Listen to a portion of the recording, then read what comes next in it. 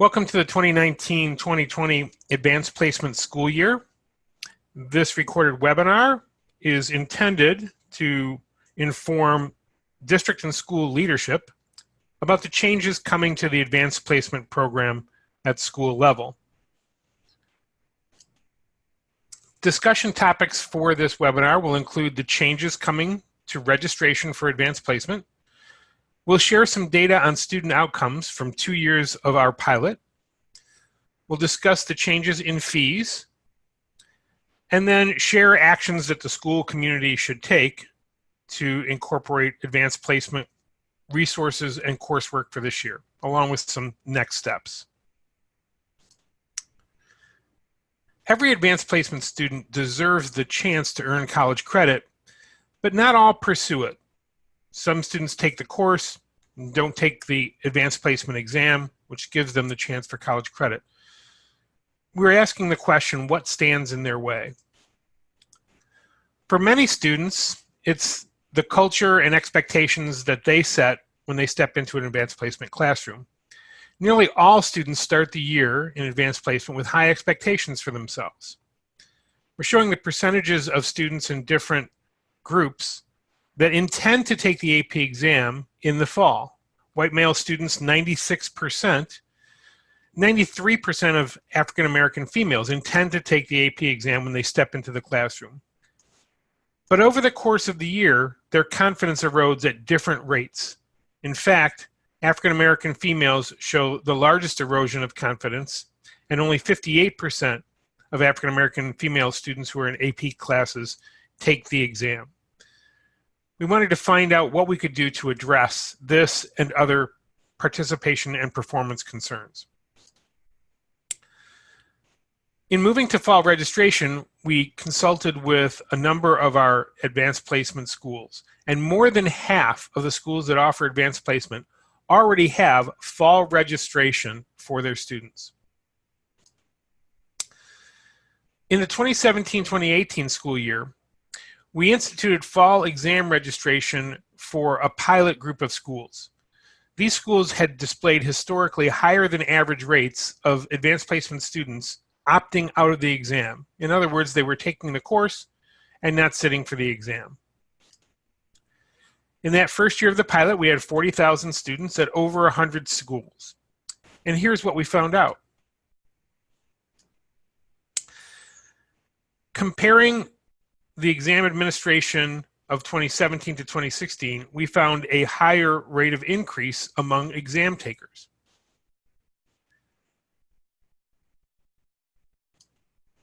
We also found a more exciting increase about the number of exams taken by low-income students in these schools that switched to the fall registration.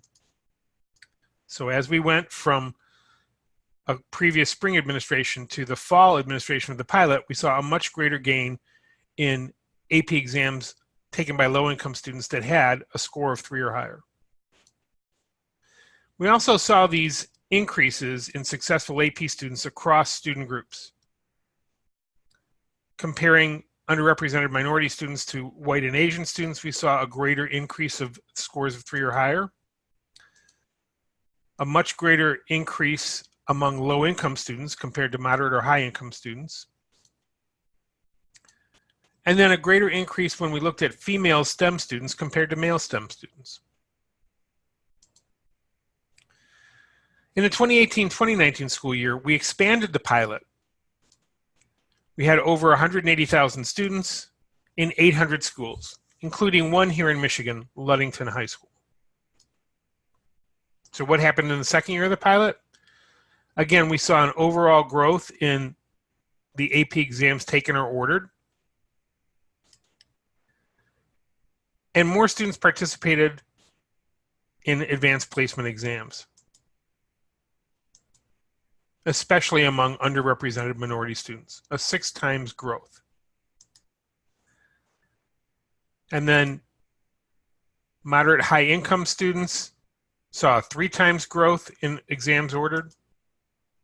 And for low income students, we saw a great increase in the number of exams taken. By moving to fall registration, we found that we could dramatically accelerate gains in equity and access for all students. In just 1 year of fall registration, the schools involved in the pilot sped up the work of AP equity, the share of advanced placement exam registrations for students of color, by 7 years. That told us and confirmed what many teachers already knew, that establishing a culture in the fall of sitting for the AP exam really increased engagement and focus. Here's a quote from one AP teacher who was in the 2017-2018 pilot. Students had the same reaction. They found that by making the commitment early, they knew that they were there to take the exam and gain all of the advantages that an advanced placement class has to offer. The results were clear. If we left exam registration in the spring, we would be ignoring the benefits of committing early. And that's why this year, for all schools that offer advanced placement, we're moving registration and commitment to the fall. Let's talk a little bit about the changes to fees with the advanced placement program. The base exam fee is not changing. There's no additional fee for moving to fall registration. However, because we're trying to move to this culture of expectation of the exam, for students who choose to register for the exam after the fall deadline, there is a late registration fee of $40. Similarly, for those students who decide not to take the exam after the fall deadline, there's an unused or canceled exam fee of $40. Students are more likely to stay engaged in class and tackle the challenging topics when they register in the fall. The fees for late registration and exam cancellation have been very, very few and far between, but they've helped teachers create a classroom culture where students are all in from the beginning of the school year. So explicitly, as long as an exam is ordered by November 15th of 2019, the cost per exam is $94. If an exam is ordered after November 16th, but before March 13th, it would be a total of $134, the base exam fee of $94 plus the $40 late registration fee.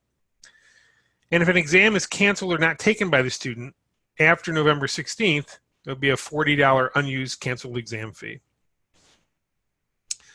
What are the actions that the school community needs to take? Well, we started a brand new electronic system that's designed to provide resources for students, teachers, and advanced placement coordinators. That system began August 1st, and many schools in Michigan have already activated the online system and started the setup. Coordinators activate this system using an access code that they received by email. Principals also receive the same access code. Once the system is set up, coordinators or teachers can create online sections for each advanced placement course that they teach and generate join codes to provide to the students so that they can log in and access resources. Students use their College Board account and enter the join code to enroll in a section of an AP course. They would need a separate join code for each AP course that they take. Then in October or November, as soon as the system is set up and all students are loaded, coordinators can submit their order electronically. To support year-long engagement with an AP class, we're providing new resources for students, teachers, and coordinators. And these are very exciting. The digital activation system unlocks all the new tools and resources in a few clicks. As we've worked with schools across Michigan to set up their system, coordinators usually have the system up and running in less than 30 minutes, including having sections set up for their schools. Teachers and students have access to AP Classroom, a powerful new resource that's available online at no cost.